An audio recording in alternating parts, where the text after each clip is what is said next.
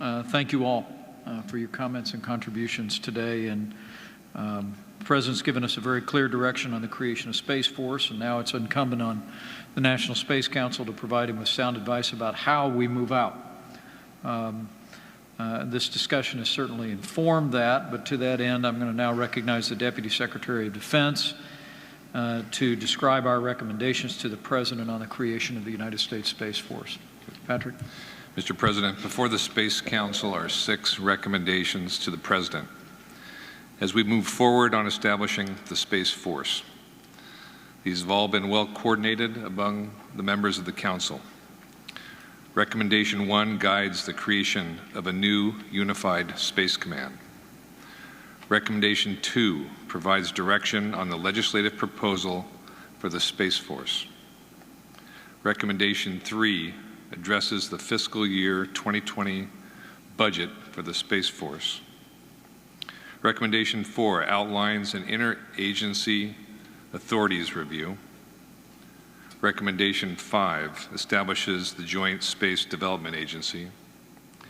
And recommendation 6 is on strengthening the relationship between the intelligence community and the Space Force. I ask the National Space Council to approve these recommendations. Thank you, Deputy Secretary Shanahan. Council members, you've heard the recommendations. Your agencies and departments have informed their development through the interagency process. Are there any outstanding comments or objections to the recommendations as described?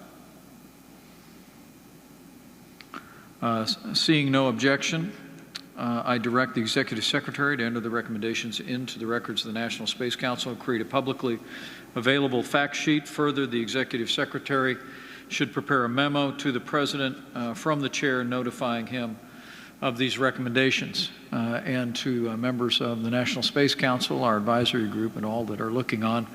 I would anticipate the President taking action in the very near future on these recommendations as warranted.